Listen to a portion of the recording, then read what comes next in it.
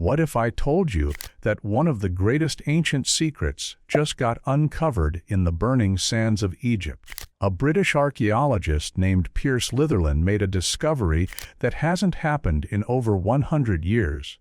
The tomb of a forgotten Egyptian king, hidden under a mountain in a dry, rocky valley. This tomb was believed to be the final resting place of Thutmose Seo, one of the most mysterious pharaohs of the 18th dynasty.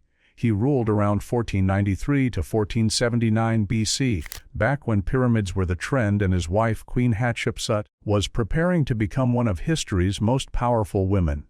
But here's the twist: the tomb wasn't what they expected. No golden masks, no treasure, no mummy, just silence. It turns out this might have been a decoy. Litherland believes the real tomb, the one with the royal bling, is buried almost 100 feet below a man-made mountain of rubble, limestone, and plaster. Why two tombs?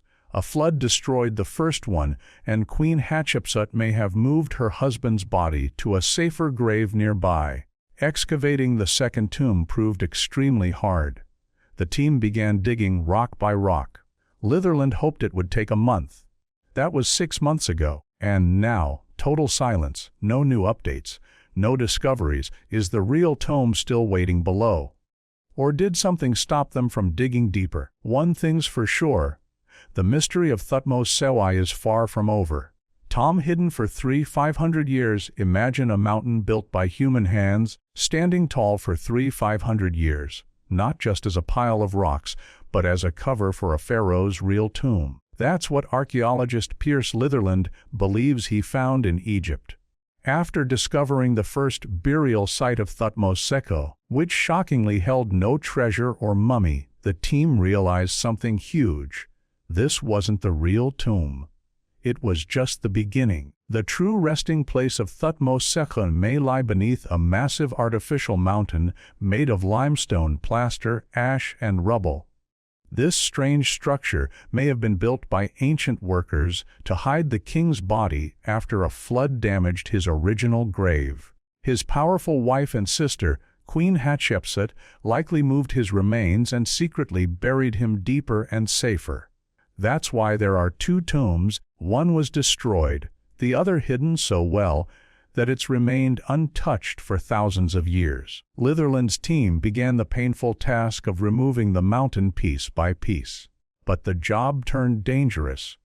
Overhanging rocks made the dig unstable. Still, they pushed on, hoping the pharaoh's real tomb was below. Litherland said it would take 1 month. But now, 6 months later, there's silence. No word from the dig team. No new updates. It's as if the tomb doesn't want to be found. Has history been lost again? Or is something incredible waiting below? Where's the mummy? So, where's the mummy of Thutmose Seo? That's the big question. A pharaoh without his body is like a mystery without an ending. After the first tomb was found empty, no mummy, no treasures, not even a golden toe ring, archaeologists knew something wasn't right. A pharaoh of the 18th dynasty wouldn't be buried without all the royal signs. That's when clues pointed to a second tomb buried deep under an artificial mountain. But even then, the body was missing. What happened to Thutmose? History gives us a possible answer. About 6 years after his death, a flood likely damaged his original tomb. That's when Queen Hatshepsut, his powerful wife and half-sister, stepped in. She may have ordered a secret burial, moving the pharaoh's mummy to a safer spot, hiding it under tons of stone. It was a quiet operation, probably meant to protect the king's soul and treasures from both nature and tomb raiders. But here's the kicker. The real mummy has actually been found, just not where you'd expect. Modern researchers eventually recovered Thutmose Seo's remains at Deir el-Bahari, a different burial site entirely. And now, his mummy rests in the Egyptian Museum of National Civilization in Cairo. So yes, the mummy exists, but its long journey, the hidden tombs, and the royal secrets buried with it still leave us asking, why all the mystery? And what else remains hidden beneath the sands? Unknown King's tomb found just 1 month after the discovery of Thutmose's mysterious empty tomb. Another shocking find shook the world of archaeology. In March of this year, a different team uncovered a second royal tomb, this time in Abydos, one of Egypt's oldest and most sacred cities. The tomb was clearly built for a king. The design, layout, and style all pointed to a royal burial. But there was just one problem. No one knows who the king was. The mummy, gone. The treasures, gone. Even the hieroglyphics near the tomb's entrance were so damaged they couldn't be read.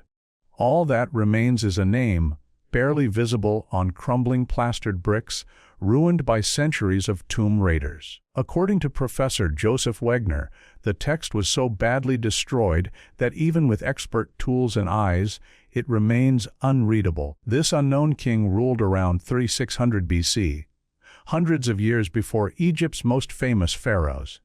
It's a time period we know very little about, making the loss of his identity even more painful. Still, the tomb itself is an exciting clue.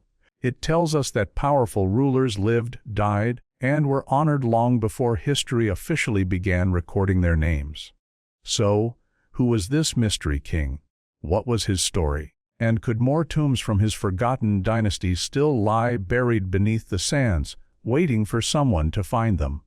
Only time will tell. UFO over North Carolina. A quiet morning in North Carolina turned into something straight out of a sci-fi movie. On June 12, 2020, Charles Cobb, an 88-year-old Navy veteran, Korean War pilot, and lifelong flyer, was sipping coffee at Silver Creek Airport in Morganton when he looked up and saw something that shook him to his core. Hovering in the sky was a glowing orange orb, silently zigzagging like it had a mind of its own. Cobb, with over 45 years of flying experience, knew this wasn't any ordinary aircraft. The orb darted up thousands of feet, then dropped like gravity didn't exist. It floated sideways, spun in circles, and seemed to break every law of physics. Cobb said it looked like a glowing jack-o'-lantern with a tail, moving like it was on a mission. And this wasn't just a story. Cobb snapped photos with his iPad, capturing the strange object in the sky. He wasn't the only one. Other witnesses across North Carolina reported seeing the same thing later that day. In Huntersville, Salisbury, and even North Myrtle Beach, astronomers confirmed there were no comets, no weather balloons, and no known human-made objects in the sky that matched what Cobb described. So, what was it? A secret military drone? A meteor? Or something not from Earth? No one knows for sure. But one thing's certain, the skies above North Carolina were definitely not normal that day. Veteran Spot's orange orb. Charles Cobb wasn't just any eyewitness. He's a Korean War combat veteran, a lifelong pilot, and the proud owner of a 1940 Piper Cub. If anyone knows the sky, it's him. That's why what he saw on June 12, 2020, can't be ignored. At exactly 11:18 a.m., while seated at Silver Creek Airport in Morganton, North Carolina, Charles looked up and saw something impossible. A glowing orange orb floating silently in the sky. It wasn't flying like a plane. It wasn't drifting like a balloon. This thing was performing loops, zigzags, and vertical climbs like it didn't care about gravity or air resistance. Cobb described it as a massive, glowing orange sphere with a shimmering plume behind it, like a comet in fast forward. The object moved in bursts, shooting up thousands of feet in seconds, dropping down, then darting sideways like a UFO doing acrobatics. Cobb, startled but sharp, grabbed his iPad and snapped several photos. These images show an opaque orb glowing brightly in broad daylight. No wings, no propellers, no sound. He showed the pictures to his fellow pilots. None of them could explain it. These are experienced flyers, and they were just as baffled. Charles Cobb has spent his life in the sky. And on that day, even he couldn't make sense of what he saw. Whatever it was, it left him, and everyone else, speechless. UFO seen by many witnesses. Charles Cobb wasn't alone in seeing the strange orange orb. Just hours after his sighting at Silver Creek Airport, Others across North Carolina began reporting the same thing. In Huntersville, multiple people described a glowing object dancing through the sky. The next morning, similar reports came in from Salisbury. Then, just days later, the same mysterious orb was seen again in North Myrtle Beach, Arden, and Ocean Isle Beach, all within a span of 2 weeks. These weren't random people imagining things. Many were pilots, astronomers, and experienced sky watchers who knew the difference between a plane, a drone, or a star. And none of them could explain what they saw. Local astronomy clubs were contacted. Experts from the Asheville Stargazer Society joined the investigation. Their conclusion: it wasn't a comet, it wasn't a satellite, and it wasn't any known aircraft. The sightings followed a pattern: glowing, silent, fast-moving orbs appearing during clear skies, then vanishing without a trace. Some witnesses described them as fiery, others said they left shimmering trails like cosmic glitter. All agreed on one thing: these orbs were nothing like they'd ever seen before.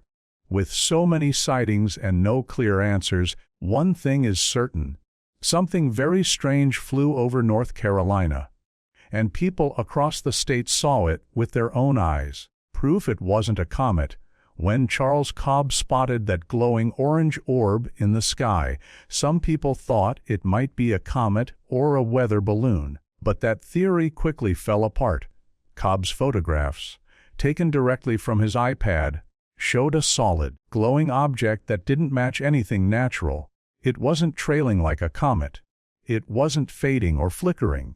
It was sharp, bright, and moving in ways comets simply don't. To back up Cobb's claim, the local astronomy community got involved. Experts from the Asheville Stargazer Society and members of nearby astronomy clubs were called in. These are people who spend their lives studying the skies. Their verdict: no known comet or natural object was visible in the area that day. Not even close. What makes it more mysterious is how the orb behaved. It wasn't just floating peacefully. It was zipping around the sky, going straight up, diving down, swerving sideways, and spinning like it was in some kind of aerial dance. Comets don't do that. Neither do planes, drones, or weather balloons. Even more witnesses came forward from nearby towns: Huntersville, Salisbury, Arden, and Ocean Isle Beach. They all saw the same glowing sphere. Too many people, too much evidence, and zero official explanation. So, if it wasn't a comet, what was it? A top-secret aircraft? A visitor from somewhere else? Or something we just don't understand yet? The fish with fangs deep in the ancient mud of Nova Scotia, Canada. Something terrifying was waiting to be found. A fish with more fangs than a crocodile and a jaw that looked like a medieval trap. This was no ordinary fossil. Sonia Wood and Chris Mansky, fossil hunters from the Blue Beach Fossil Museum, discovered a jawbone belonging to a completely unknown species of prehistoric fish, one that lived around 365 million years ago during the Devonian period, also known as the Age of Fishes. This fierce creature had a curved jaw lined with sharp, hooked teeth in the front and long dagger, like fangs in the back. It was about 3.5 feet long, fast, and built for ambush.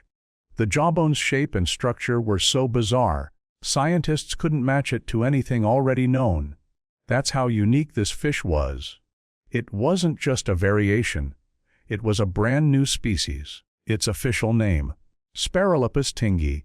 Though some say it should have been called the saber-toothed barracuda, it probably ruled its ancient lake bed like a predator king. The discovery of this fossil adds a new branch to the tree of life, revealing how deadly and diverse early fish were. In a world long before humans, before dinosaurs, this creature was a silent killer swimming through murky waters.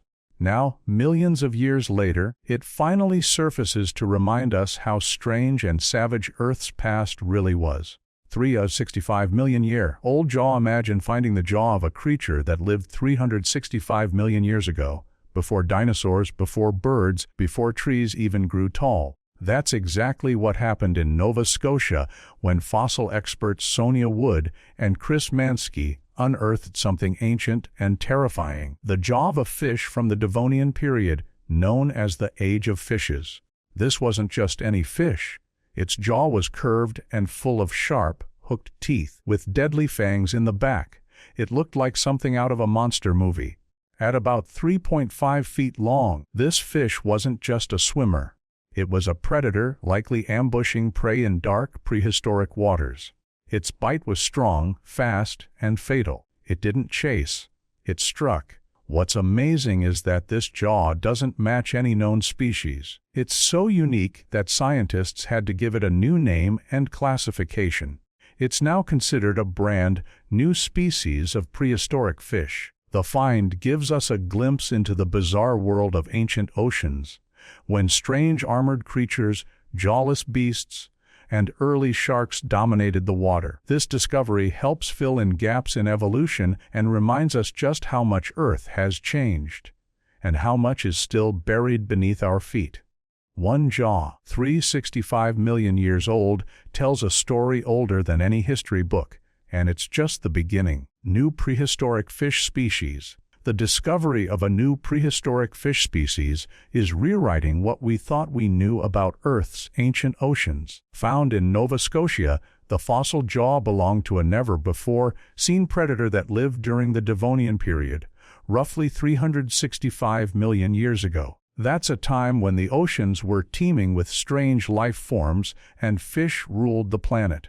This newly discovered species had a fierce design. Its jaw was curved, packed with razor-sharp teeth, and clearly built for killing. Scientists believe it was about 3.5 feet long, not huge, but deadly. The bite force, the tooth placement, and the shape of the jaw all suggest a powerful ambush hunter. It didn't chase prey. It waited, struck fast, and never missed. Fossil hunters Sonia Wood and Chris Mansky from Nova Scotia's Blue Beach Fossil Museum knew they had found something special. The jaw was so different, so unlike any fossilized fish known to science, that researchers quickly confirmed it as a brand new species. Its official name might be hard to pronounce, but what matters is that it fills in a missing piece in the story of evolution.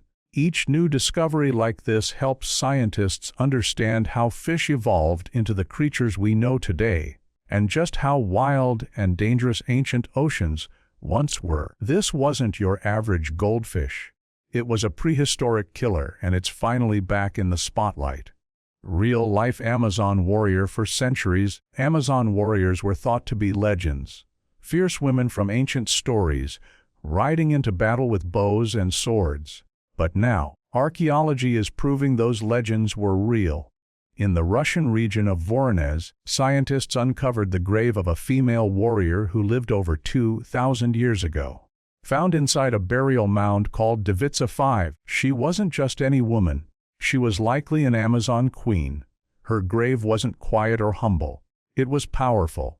She had weapons beside her like spears, showing she was trained for war. But what stunned archaeologists most was the golden crown resting on her skull, a ceremonial headdress called a kathaos, made of stamped gold with floral patterns and dangling ornaments. It was the kind of crown you'd expect a queen to wear charging into battle.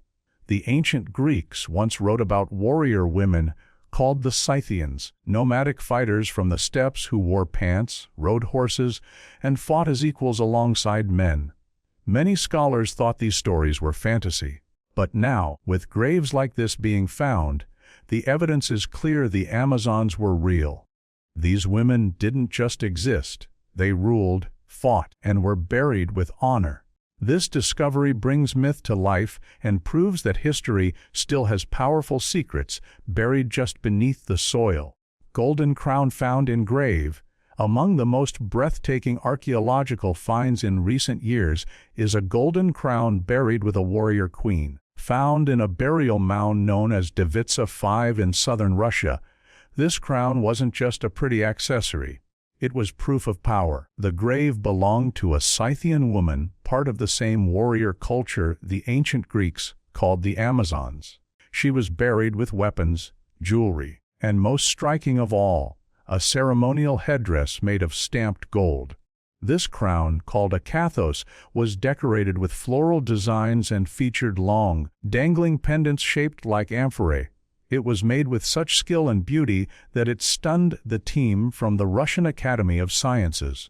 Valery Galiev, who led the dig, said this was the first time such a headpiece had ever been found in the region. It wasn't just rare.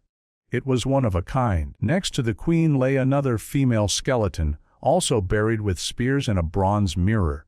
Together, the two women rested like warriors at peace, dressed for the afterlife. The weapons showed their combat roles. The crown showed their rank. This discovery doesn't just tell us about one woman. It changes how we view ancient history. It proves that women held leadership, fought in wars, and were honored like royalty. A golden crown, buried for centuries, now shines a light on the truth behind the legend. Women warriors were real. For a long time, warrior women were thought to be myths. Characters from ancient stories, not real history. But discoveries from Russia are proving otherwise. The Scythians, a group of nomadic people who lived between 700 and 300 BC, were known for their fierce combat skills, especially on horseback. And now, thanks to new archaeological evidence, we know their female warriors were very real.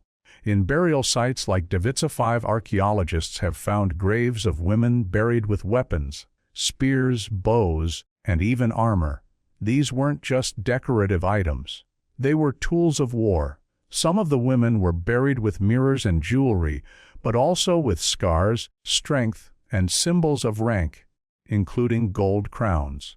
This shows they weren't just warriors, some were leaders. Ancient Greek texts spoke of Amazon women, fearless fighters who lived on the steppes and battled alongside men. Most scholars dismissed these stories as legends. But now that we've uncovered graves of real women who fit the exact descriptions, those myths are looking a lot more like history. These discoveries confirm that women were powerful figures in ancient times, not just in homes or temples, but on battlefields. The truth is written not just in old scrolls, but in the bones and blades buried beneath the earth.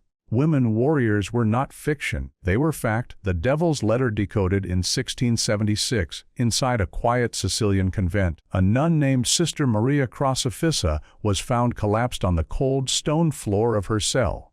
Her face was smeared with ink, and in her hand was a strange letter, 14 lines of unreadable symbols and strange markings. She claimed it was written while possessed by the devil himself. For over 300 years, no one could understand what the letter said. It was a terrifying mystery, until now. Recently, Italian scientists decided to try something new. Using modern code-breaking software and knowledge of ancient alphabets, they began decoding the letter. The results were shocking. The text was a mix of Greek, Latin, Arabic, and runic symbols. A jumbled language that only someone with deep religious study could create. And Sister Maria, a well-educated nun, had that knowledge. The message, it wasn't random. It included dark and strange ideas. It said that the Holy Trinity were dead weights, mocked God's power, and even hinted that no one is truly saved. The final line referenced the river Styx, a symbol of the underworld. While some believe Sister Maria was possessed, experts now say she may have suffered from mental illness, possibly schizophrenia. Still, the letter she left behind is a chilling glimpse into a mind caught between faith and fear, and a mystery the world finally managed to solve. Possessed nun's strange note. On a summer morning in 1676, a Sicilian convent was shaken by something strange and terrifying. Sister Maria Crocifissa della Concesione, a 31-year-old nun, was found lying on the floor of her cell with ink smeared across her face and hands. In her grip was a letter, not in Latin or Italian, but filled with strange symbols and unreadable text. She claimed the devil himself had taken control of her and dictated the letter through her hand. For more than 300 years, no one could understand the note. Scholars, priests, and linguists all failed to crack its code. It was a disturbing mystery, one that sat locked in archives and whispered through legends. But in recent years, Daniel Abate, director of Italy's Ludum Science Center, decided to give it a try using modern code-breaking software and a database of ancient alphabets. The result: the letter wasn't just madness. It was a complex mix of ancient languages like Greek, Latin, Arabic, and runes. Symbols Sister Maria may have known from her studies as a nun. And the message inside? Dark, strange, and unsettling. It mocked the Holy Trinity, doubted God's power, and ended with a cryptic line referencing the underworld. Experts now believe Sister Maria wasn't lying, but she may not have been possessed either. Her mind, possibly affected by mental illness, created a language all its own. Still, her letter remains one of the strangest and most haunting mysteries of the Church. AI solves ancient scrolls. For decades, scholars have tried to decode the secrets of the Dead Sea Scrolls, ancient texts written over 2,000 years ago and discovered in dusty caves near the Dead Sea. These fragile scrolls include some of the earliest versions of biblical stories, mysterious religious writings, and lost books that never made it into the Bible. But many scrolls were too damaged or incomplete to fully understand until now. Enter Enoch, not a prophet, but a powerful artificial intelligence developed by researchers at the University of Groningen in the Netherlands. This AI was trained to read ancient handwriting and detect patterns in how letters were written over time. By combining radiocarbon dating and handwriting analysis, Enoch could estimate when different texts were written and even link them to specific scribes. The results were amazing.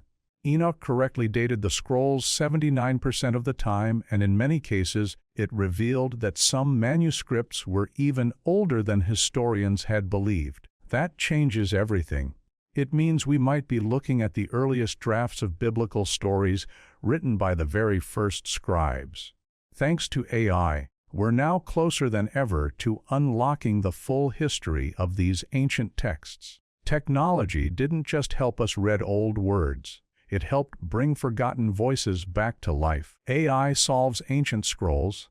The Dead Sea Scrolls are some of the most mysterious texts in history, written more than 2,000 years ago and hidden in caves near the Dead Sea. They include early versions of biblical writings and forgotten books that never made it into the Bible.